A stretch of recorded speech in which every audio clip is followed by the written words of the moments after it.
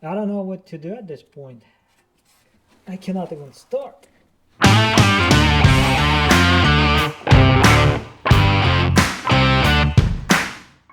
Okay, here we go. We are going to get the H&R kit that I have on my car currently off the car. And to do that, we'll have to do a couple of things. So I will start on the back. So we have to remove the spring and we have to remove the shock. To do that, there is a couple of things. Thing number one, there is a nut on the bottom of this shock.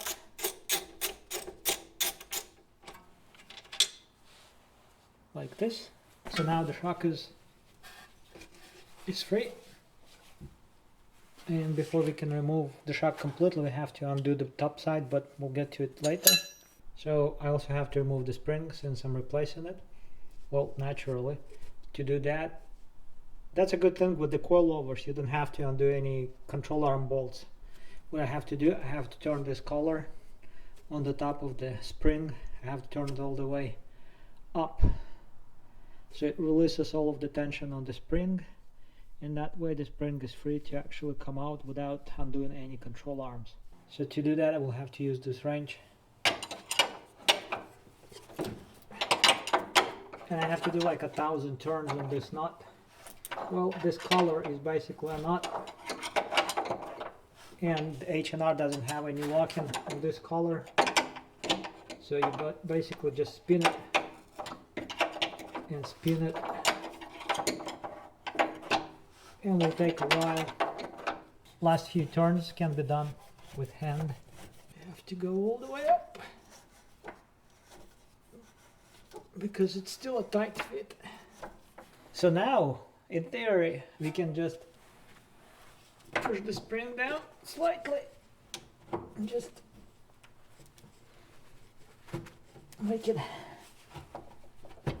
come up right here. Now it tilts this way. This can come out independently. Now the spring itself comes out like that, and there's the bottom seat of the spring too. So the spring is out, and now we can deal with the shock. To remove the shock, like I said, there is a nut on the bottom of the shock and the upper mount.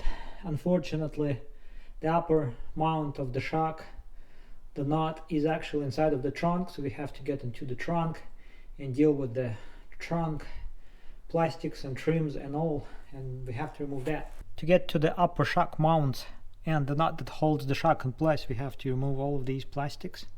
Well, there is one piece of a plastic on this side and there is one piece of a plastic on this side. So this is the right side, this is the left side, and to, like I said, to get to it we have to remove this whole thing.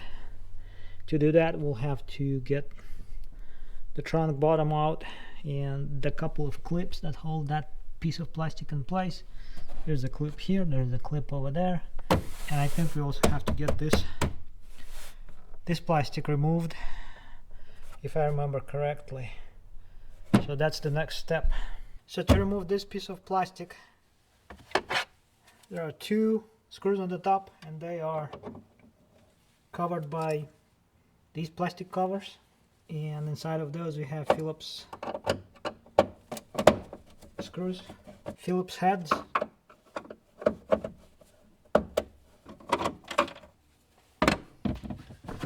And now we have to remove 4 of these clips.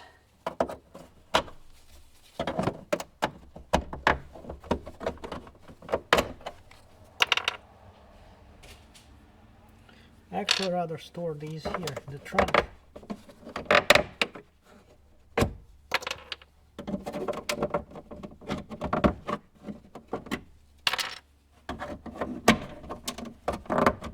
That's the beauty of German engineering.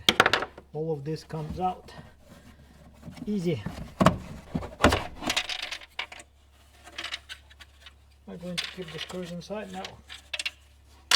Put the screws here. So the next thing to do, I'll probably remove this too. I don't need this battery cover. And now we can remove this plastic piece and this plastic piece. So like I said, there are clips in places. This one here, So the front of this plastic goes into sort of behind the rear seat. So you kind of have to, either if you have a foldable seat, you fold it and there are plastics, or if it's unfoldable, you still can unlock it and push it forward slightly. I think it's so the locks are here. I forgot what you do to release it. I forgot how you do this. What do you have to do to release it? Oh yeah, okay.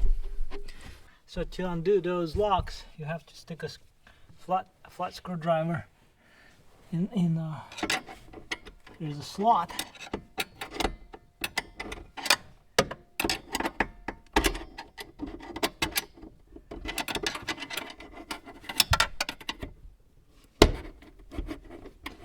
Yep.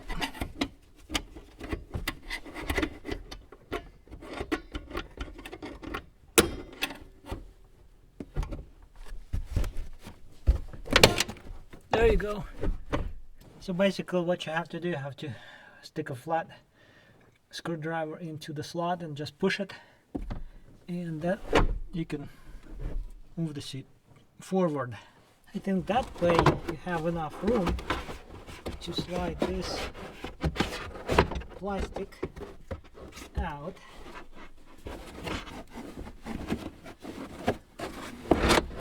Like so.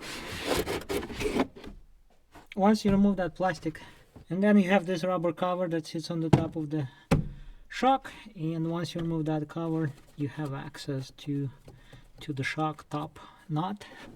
In my case this thing is 16mm nut. There always is a but.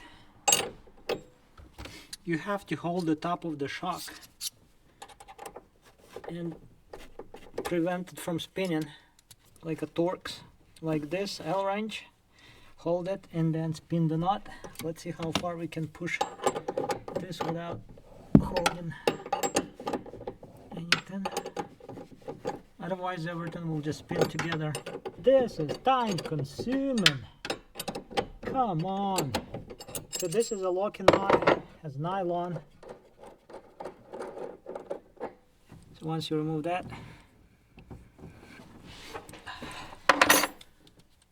well, there you go. So once this thing comes off, it looks like this. This is the upper part of the upper shock mount. It's basically a piece of well, foam. I have rubber aftermarket, stiffer mount, and there's a large washer, and there's a nut that's captivated to the washer. In this case it's a 16mm nut, and because of this contraption you cannot really slide the wrench all the way down to the nut, so kind of doesn't really work that well. It's a stupid idea, I think. So once you do that, you can pull the shock out. So what you do next, you basically have to push. Okay, this is the dust boot.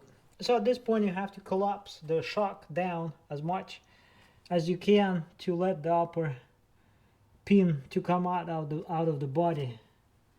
So if your shocks are stiff, you will be fighting it like I'm doing now.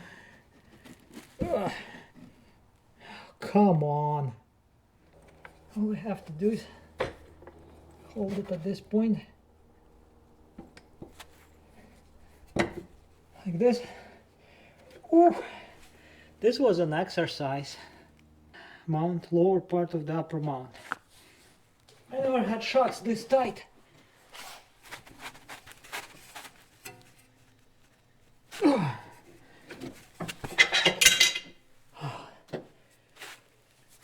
It's out with my lower mount. Ooh. That's one H&R rear shock that is super tight. It's not a big shock, but it is tight. Now we can disassemble it, pull the, and that's the shock. That's all. It's not a big shock. It's a good shock too. This suspension is not terrible, actually. Well, that's pretty much it for the rear part of the suspension removal. We got the spring out, we got the shock out. Now I have to finish the other side, and then we move on to the front.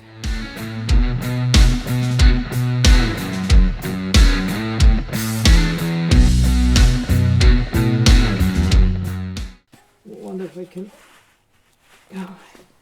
go up. So these shocks are really tight. I cannot compress it. I cannot compress this shock. Wow. Ooh. I don't know what to do at this point. I cannot even start.